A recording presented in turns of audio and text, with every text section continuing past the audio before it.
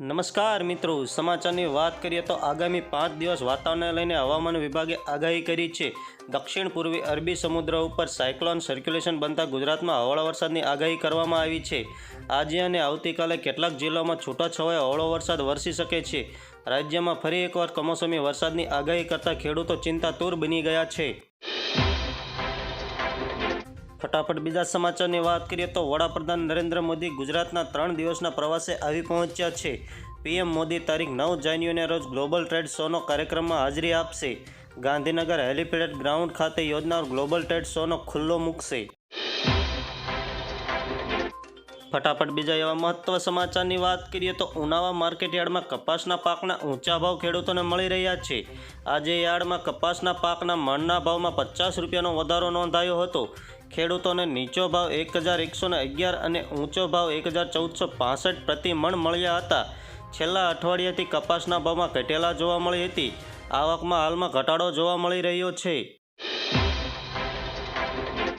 ફટાફટ બીજા એવા મહત્વ સમાચારની વાત કરીએ તો હાપા માર્કેટિંગ યાર્ડમાં ખેડૂતોને અજમાના ભાવ મોં માંગ્યા ભાવ મળી રહ્યા છે. 8મી જાન્યુઆરીએ અજમાનો મણનો ભાવ 5000થી વધારે મળ્યો હતો અને આવક 3798 મણ નોંધાઈ હતી. 8મી જાન્યુઆરીના રોજ 200 જેટલા ખેડૂતો અજમાનો પાક લઈને પહોંચ્યા હતા. અજમાનો ભાવ ખેડૂતોને 2205થી 5350 રૂપિયા સુધી મળ્યો હોવાના ખેડૂતો ખુશખુશાલ થઈ ગયા હતા. 8મી જાન્યુઆરીના રોજ હાપા માર્કેટિંગ યાર્ડમાં નવા જીરુની આવક 414 મણ નોંધાઈ હતી. જીરાનો ભાવ ખેડૂતોને 5200થી લઈને 5680 રૂપિયા સુધી મળ્યો હતો. 15 જેટલા ખેડૂતો જીરાનો પાક લઈને યાર્ડમાં પહોંચ્યા હતા. ફટાફટ બીજા એવા મહત્વ સમાચારની વાત કરીએ તો ભાવનગર જિલ્લો ડુંગળીના વાવેતરમાં ગુજરાતમાં સૌથી મોખરે છે. આ વર્ષે પણ ભાવનગર જિલ્લામાં ડુંગળીનું સૌથી વધારે વાવેતર કરવામાં આવ્યું છે. ખાસ કરીને મહુવામાં ડુંગળીને ડિહાઇડ્રેશન કારખાનો હોવાથી મહુવા માર્કેટિંગ યાર્ડમાં ડુંગળીની મોટા પ્રમાણમાં આવક થઈ રહી છે. ભાવનગર મહુવા માર્કેટિંગ યાર્ડમાં 8મી જાન્યુઆરીના રોજ સફેદ ડુંગળીના ઢગલા થયા હતા. મહુવા માર્કેટિંગ યાર્ડમાં સફેદ ડુંગળીના 34199 કટ્ટાની આવક થઈ હતી અને સફેદ ડુંગળીના ભાવ 225 રૂપિયાથી લઈને 405 રૂપિયા સુધીના બોલાયા હતા. આગળ બીજા એવા મહત્વ સમાચારની વાત કરીએ તો અમરેલી એપીએમસી ઉપરાંત સાવરકુંડલા એપીએમસીમાં ખેડૂતો પોતાના તૈયાર પાકનું વેચાણ કરતા હોય છે. 8મી જાન્યુઆરીના રોજ કુલ 14 જણસીઓની આવક સાવરકુંડલા એપીએમસી ખાતે થઈ હતી, જેના નવા ચણાની આવક પણ નોંધાઈ હતી. નવા ચણાની આવક શ્રી ગણેશ કરવામાં આવ્યા હતા અને ભાવ પણ સારા મળ્યા હતા. ચણાના પાકને ઓછા પાણીએ વધુ ઉત્પાદન આપતો પાક ગણવામાં આવે છે. આથી ચણાની ખેતી ખેડૂતોની પહેલી પસંદ બની ગઈ છે. અમરેલી જિલ્લામાં આ વખતે ચણાનું વાવેતર સૌથી વધુ થયું છે. 8મી જાન્યુઆરીના રોજ સાવરકુંડલા એપીએમસી ખાતે નવા ચણાના પાકની હરાજી કરવામાં આવી હતી. બીજા એવા મહત્વ સમાચારની વાત કરીએ તો ભારતીય સરાફા બજારમાં સોનું સસ્તું જ્યારે ચાંદી મોંઘી થઈ છે. સોનાના ભાવ 62000 રૂપિયા પ્રતિ 10 ગ્રામને પાર, જ્યારે ચાંદીની કિંમત 71000 રૂપિયા પ્રતિ કિલોથી વધારે નોંધાયું છે. રાષ્ટ્રીય સ્તર પર 999 સૂત્તાવાળા 24 કેરેટ 10 ગ્રામ સોનાની કિંમત 62317 રૂપિયા છે, જ્યારે 999 સૂત્તાવાળી ચાંદીની કિંમત 71573 રૂપિયા છે. ફટાફટ બીજા સમાચારની વાત કરીએ તો રામ મંદિર પ્રાણ પ્રતિષ્ઠા થવાની છે તે દિવસે રાજ્યની સ્કૂલોમાં રજા રાખવા સરકાર સમક્ષ માગણી કરવાને બદલે શાળા સંચાલકોએ વર્ષ દરમિયાન મળતી 2 સ્થાનિક રજા પૈકી એક રજાનો ઉપયોગ કરી શાળાઓમાં રજા રાખવા સંચાલક મંડળ દ્વારા ભલામણ કરી છે.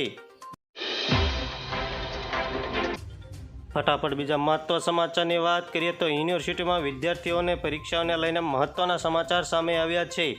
રાજ્યમાં વાઇબ્રન્ટ સમિતિ આગામી 10થી 12 જાન્યુઆરીએ યોજાઈ રહી છે, જેના પ્રધાનમંત્રી નરેન્દ્ર મોદી અને દેશ વિદેશના મહાનુભાવો ઉપસ્થિત રહેવાના છે. ત્યારે વીઆઈપી અને વીઆઈપીઓના આ અવરજવરના કારણે ટ્રાફિકમાં વિદ્યાર્થીઓને અડવાય નહીં અને પરીક્ષા વંચિત ન રહી જાય તે માટે ગુજરાત યુનિવર્સિટી અને ગુજરાત ટેકનોલોજીકલ યુનિવર્સિટી દ્વારા પરીક્ષાની તારીખમાં ફેરફાર કરવામાં આવ્યો છે. ફટાફટ બીજા મહત્વ સમાચારની વાત કરીએ તો સુરત કલેક્ટર કચેરીએ ખેડૂતોએ હલ્લાબોલ મચાવ્યો હતો. કારણ હતું કે રેલવે પ્રોજેક્ટના જમીન સંપાદનનો વિરોધ થતો હતો. સુરતના ઓલપાડ તાલુકાના ગોથણ હજીરા વચ્ચે નવી રેલવે લાઇન નાખવાનો ખેડૂત વિરોધ કરી રહ્યા છે. ખેડૂતોના મતે રેલવે લાઇનથી ધામકા, વાસવા, સુવાલી, રાજગીરી, મોરા અને ભટલાઈ સહિતના ગામો 2 ભાગમાં વહેંચાઈ જશે અને તેમને મોટું નુકસાન થશે. ફટાફટ બીજા સમાચારની વાત કરી લઈએ તો આવકવેરા વિભાગની નોકરી 2024 એ અંતર્ગતે વાત કરીએ તો સરકારી નોકરીની શોધી રહેલા ઉમેદવારો માટે સારા સમાચાર સામે આવ્યા છે. આવકવેરા વિભાગે મુંબઈ પ્રદેશમાં ભરતી માટે જાહેરનામું બહાર પાડ્યું છે. જે મુજબ સ્પોટ કોટા હેઠળ ઇન્સ્પેક્ટર અને સ્ટેનોગ્રાફર, ટેક્સ આસિસ્ટન્ટ સહિત ઘણી જગ્યાઓ ભરવામાં આવશે. આ અભિયાનમાં કુલ 291 જગ્યાઓની ભરતી કરવામાં આવશે. ઉમેદવારોએ આ ભરતી માટે અધિકૃત સાઇટમાં જઈને ફોર્મ ભરી શકાશે. ફોન ઓનલાઈન અરજી દ્વારા જ કરી શકાશે. આ અભિયાન માટે અરજી પ્રક્રિયા ચાલી રહી છે. ઉમેદવારોએ 19 જાન્યુઆરી 2024 સુધીમાં ભરતી માટે અરજી કરી શકશે. છેલ્લી તારીખ પસાર થયા પછી ઉમેદવારો અરજી કરવાની કોઈ તક મળશે નહીં. વહેલા તે પહેલાં ધોરણે અરજી કરી લેજો મિત્રો. ફટાફટ બીજા મહત્વ સમાચારની વાત કરીએ તો વાઇબ્રન્ટ ગુજરાત સમિતિને લઈને વહીવટીતંત્ર દ્વારા તમામ તૈયારીઓ આખરી ઓપ આપી દેવામાં આવ્યો છે. તો આજે વડાપ્રધાન પણ 3 દિવસ ગુજરાતના પ્રવાસે આવ્યા છે. આજે સાંજે વડાપ્રધાન નરેન્દ્ર મોદી લોકસભાની ચૂંટણીની તૈયારીઓમાં ભાગરૂપે મુખ્યમંત્રી તેમજ પ્રદેશ પ્રમુખ ભાજપના નેતાઓ સાથે બેઠક કરશે. તો બીજી તરફ ભાજપે લોકસભાની 3 બેઠકો દીઠ ક્લસ્ટર બનાવીને 3 પૂર્વ મંત્રી 8 નેતાઓને જવાબદારી પણ સોંપી દેવામાં આવી છે. આગળ ક્રિકેટ સમાચારની વાત કરી લઈએ તો ભારત અને અફઘાનિસ્તાન વચ્ચે 3 T20 મેચની સિરીઝ થવાની છે. આ સિરીઝ 11 જાન્યુઆરીથી શરૂ થવાની છે. આ માટે બંને ટીમોએ તૈયારીઓ શરૂ કરી દીધી છે. આ વર્ષે જૂન મહિનામાં T20 વર્લ્ડ કપ પણ યોજાવા જઈ રહ્યો છે. આવી સ્થિતિમાં T20 સિરીઝનું મહત્ત્વ પણ ઘણું બધું વધી જાય છે. બંને ટીમો આ શ્રેણી જીતવા માટે T20 વર્લ્ડ કપમાં મજબૂત દાવો રજૂ કરવા માટે તેમના શ્રેષ્ઠ પ્રયાસો કરશે, જેથી અન્ય કોઈ ટીમ તેને હવળાશથી લેશે નહીં. આગળ બીજા સમાચારની વાત કરીએ તો વલસાડ જિલ્લાના વાતાવરણમાં પલટો આવ્યો છે. જિલ્લાના વાદળછાયા વાતાવરણ વચ્ચે કેટલાક વિસ્તારોમાં છૂટોછવાયો કમોસમી વરસાદ વરસ્યો છે. વહેલી સવારે ઉમરગાંવ અને આસપાસના વિસ્તારોમાં વાદળછાયા વાતાવરણ વચ્ચે હળવો વરસાદ વરસ્યો હતો. હવામાન વિભાગે પણ રાજ્યમાં કેટલાક વિસ્તારોમાં કમોસમી વરસાદની આગાહી વ્યક્ત કરી છે. બદલાયેલા વાતાવરણથી ઠંડીનો ચમકારોમાં પણ વધારો થયો છે. ફટાફટ બીજા એવા મહત્વ સમાચારની આગળ વાત કરી લઈએ તો વડાપ્રધાન નરેન્દ્ર મોદી સહિતના મહેમાનોને વાઇબ્રન્ટ ગુજરાત ગ્લોબલ સમિતિ 2024માં આવકારવા ગાંધીનગર સજ્જ થયું છે. આ માટે ગાંધીનગરના મહાત્મા મંદિર, દાંડી કુટીર અને ગિફ્ટ સિટી સહિત સમગ્ર ગાંધીનગરને રંગબેરંગી મૂનલાઇટથી દુલ્હનની જેમ 16 શણગારોથી સજવામાં આવી રહ્યું છે.